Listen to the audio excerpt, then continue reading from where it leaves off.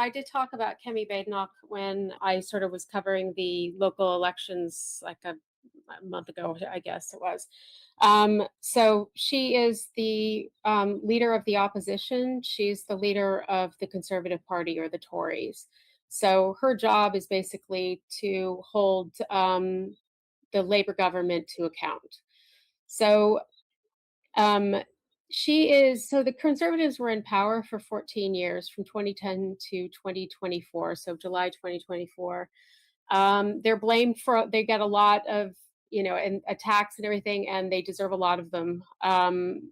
But the thing is that she has to defend this party that she has only been the leader of since July 2024.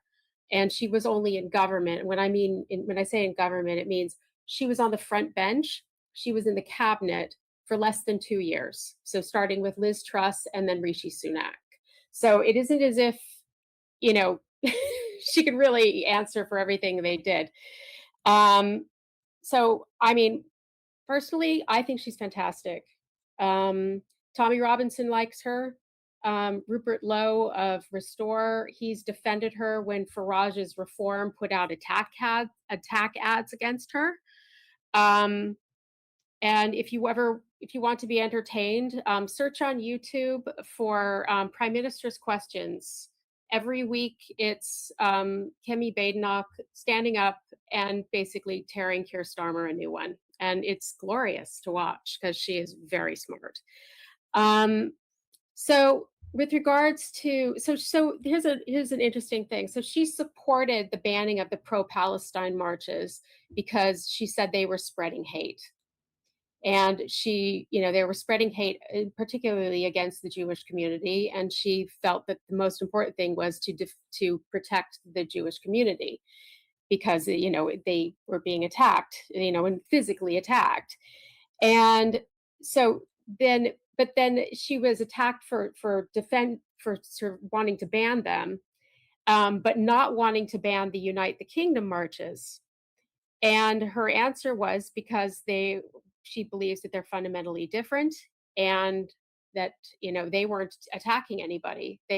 All you had to do, and she's right, all you had to do was watch them, and they're not attacking anybody. And and they're definitely not attacking the Jewish community, which is a small community. And they're already have to have security just to go to their synagogues, which is ridiculous. So she got attacked for that because they thought, how can you defend the Unite the Kingdom marches or whatever? But then another thing that happened at the Unite the Kingdom march in September, last year. So September last year was that really big march where Elon Musk appeared on a video link and he said, "Fight back! You have to fight back or die." And people were saying, "Oh, that's incitement to violence," and that she said that she didn't think it was incitement to violence, that she was just saying if people are violent, fight back. So, and the thing is that she's really, really strong on, honestly, just about everything. If you want to see a politician who is just not afraid to say exactly what she thinks and isn't, just isn't afraid at all. Like, where some people will hem and haw, "Oh, we shouldn't be doing this," or maybe this and that, and all this stuff.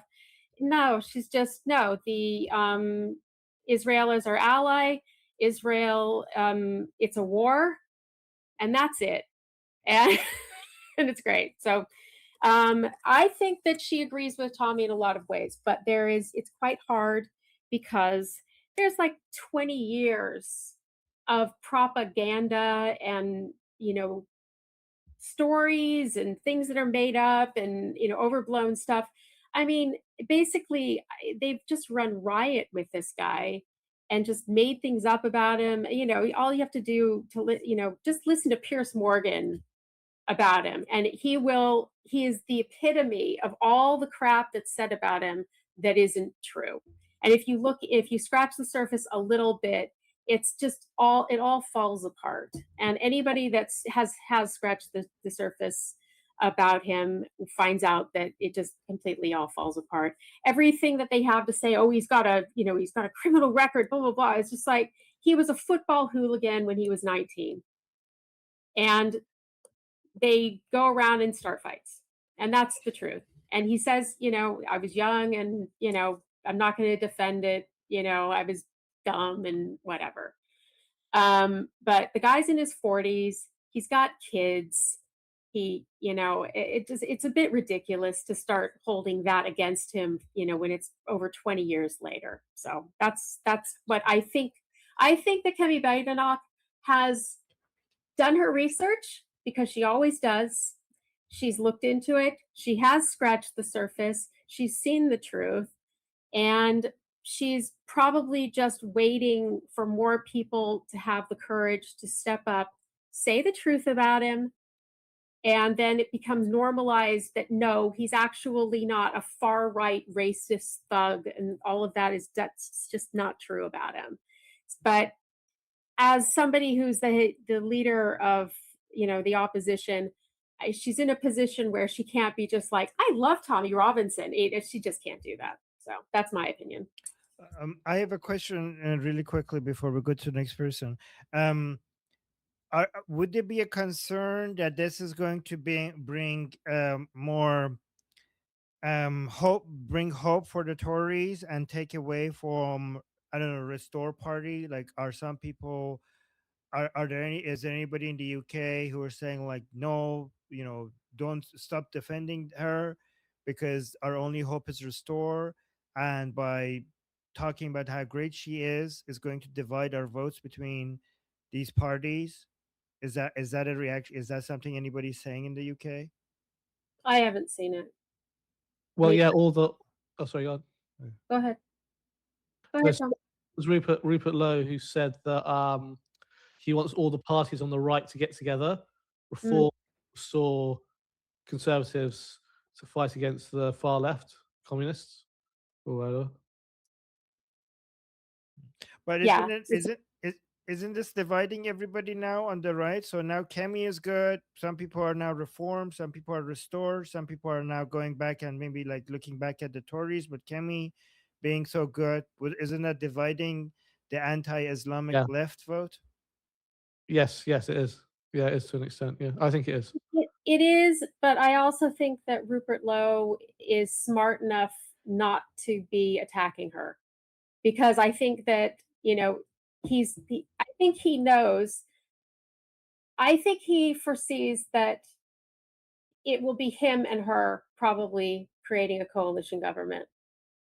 I think that people are okay. Here's a really important distinction between reform and restore, and it is about Tommy Robinson.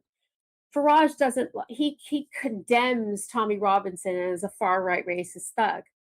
And it's ridiculous because at the Unite the Kingdom march in September last year, he went out and it was like, how many of you voting for reform, reform, and everyone cheered. And it's like, here are your people. And yet you say horrible things about me, but here are the people that would be voting for you. Whereas and that Rupert Lowe is not an idiot, and I think that Nigel Farage is definitely shooting himself in the foot. Is that that Rupert Lowe is much smarter. He's going, why would I do this? Those people who like me like Tommy Robinson, and you know what? A lot of them really like Kemi Badenoch too. I like Rupert Lowe and I like Kemi Badenoch. I don't want to see them fighting. And it pisses me off that Farage is, put out attack ads against Kemi Badenoch. What are you trying? It's like he's actively trying to divide them. And it's really, really stupid. The only reason reform or anything right now is simply because they've been around longer and Rupert Lowe hadn't created his party yet. If he had created his party, I don't know, a year or two ago, he would be in the position of reform at this point. I believe that. If reform weren't there, he would have soaked up all of those people, all of them. Your responses? That's great So insight, Nilbani. Thank you. Okay. sketches first. Okay, I think Nigel Farage. This is what I think about Nigel Farage. Nigel Farage is a mirage. He is controlled opposition. He keeps talking. No, we can't send everybody back. That's not a position that's attainable.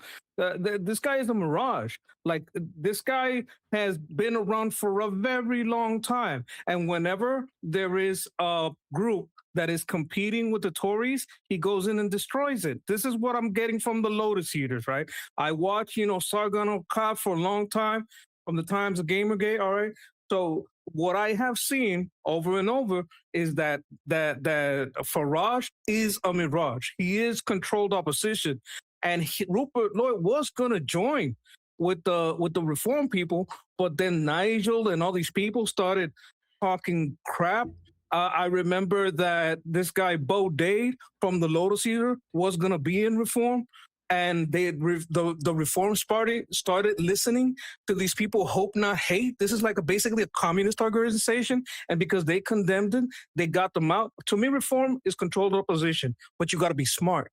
So what do? You got to go at this by district, like the guy Scott Pressler does. If there's a district that where the only one that has a shot is reform, and you can't get restore in, then you get reform. If there's a district where you can't get restore, you can't get reform, but you got a shot with the Tories, you go with that there. Wherever you can get restore in, you get restore in. But you got to be smart about it, and you got to go by district so you don't divide where you have a shot. If you have a shot in a district that's like say 40% 40% labor, but the other 60's on your side, they're just divided. Well, you go with the one that you have a strongest shot. You understand what I'm saying? You don't want to divide the right, but Okay, there's a way to do it smart. That's what I'm saying. all right. Thank you, Sketch. Nobody has stuff to say about this. Yeah, you are right. I agree with that. Actually, what I wanted to point out was that actually Rupert Lowe was in Restore, and Yeah. basically Nigel Farage thought, oh, he was going too far, and instead of In reform, you just mean? I think in you he was said did I say Restore? Oh, God, they're yes. so similar.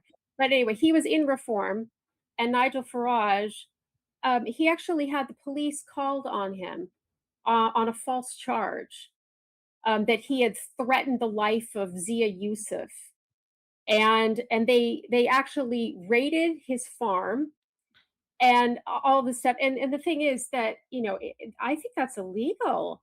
I'm pretty sure it's illegal. So what that was just horrible, disgusting, and of course, obviously, Rupert Lowe hates him now, and for good reason. I would hate him too.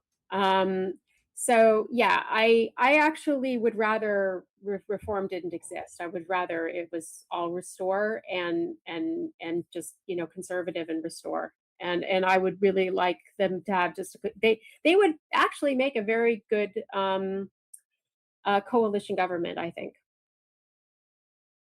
Okay, let's go to the next response by Siddhartha.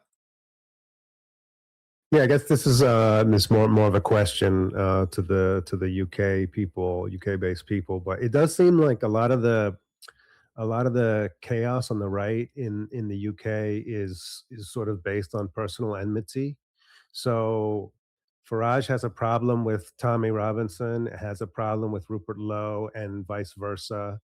And Elon Musk also has a personal problem with Farage. So it seems like on a personal level, Farage is extremely polarizing, and yet I think because of sort of like right wing discontent with the conservatives. I guess particularly the sort of Cameron era and post Cameron era mass immigration, the Boris wave, and so on.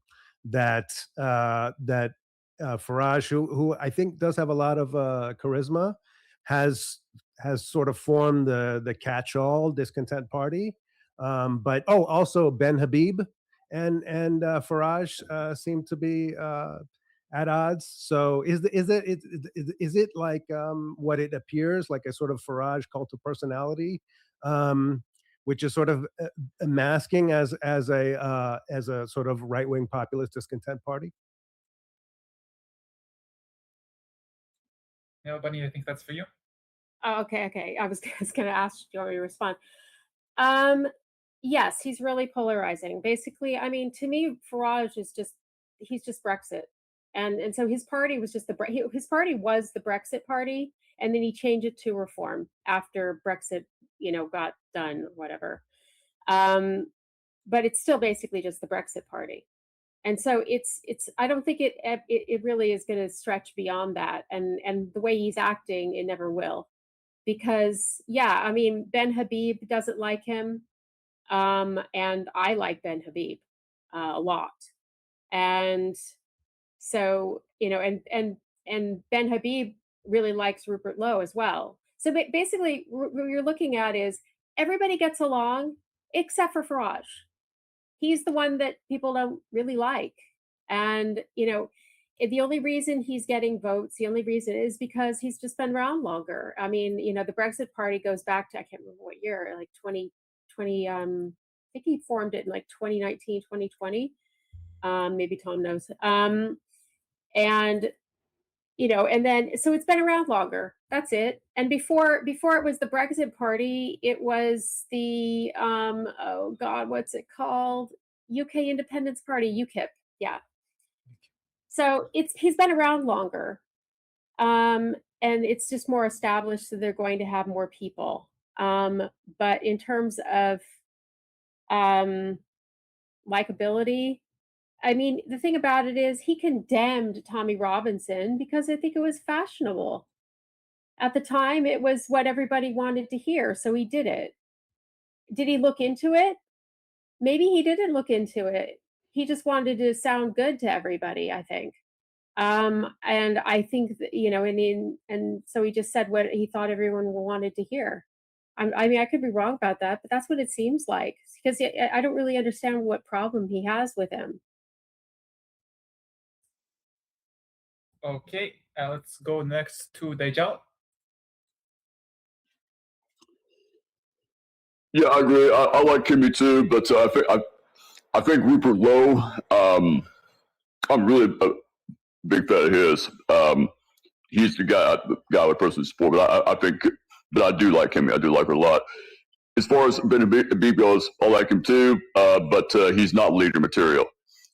He can have a place in the movement, but he's not. He doesn't have. He's not as charismatic as Rupert Lowe. He doesn't have the killer instinct that Rupert Lowe has. And I think a lot of people notice that, and I think even he does, because a few weeks ago he actually announced that he was closing down Advance UK and joining Restore, and encouraged everybody in Advance UK to do so as well. So I think he gets it. I think you saw the writing on the wall. As far as Farage goes, he's a fucking joke. I agree with Sketch. He is controlled opposition. He's an elitist fuck. Bashing Tommy is just political suicide. You're not going to appeal to people by doing it. You're not going to appeal to the British working class by doing that. They don't give a fuck. They like Tommy Robinson. So I think you're going to have a lot of people just going from Reform to Restore in due time. They haven't been around that long, but for as long as they've been around, they've done pretty damn well. And I think they're going to do even better. And I think they're going to cannibalize Reform as well. They should. As far as Tommy's past and being a hooligan goes, I really don't give a fuck. Honestly, I'm sick and tired of hearing it. I used to get in a lot of fights when I was younger. When I was his age, I got into fights with skinheads, Antifas, all sorts of people. That's what young men do. It happens. Get over it. Also, a lot of the street fights he had, the street hooliganism, was against Muslim savages who were raping and murdering British women. So it was completely justified, and I support it completely. I'm tired of the whining. Get the fuck over it.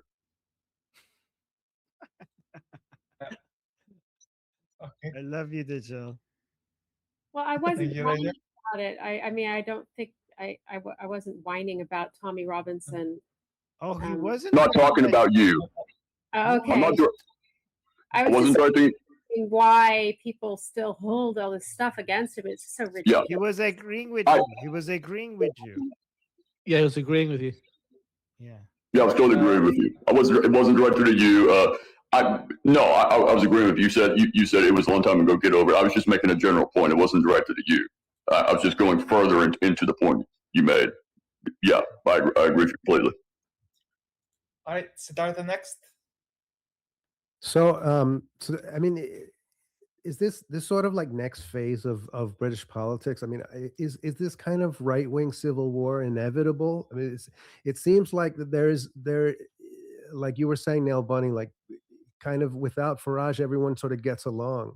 I mean, but it does seem like there have been like, I guess, I'm thinking of some Tory, ex-Tories like Jenrick and I guess Matt Goodwin in a sense, who have I used to really appreciate their commentary, but it seems like lately they've become sort of reform attack dogs, and it seems much more partisan. And less sort of constructive. So I mean, it does feel like it's more like right on right. Right on right conflict is sort of this next phase to sort out like who will assume leadership.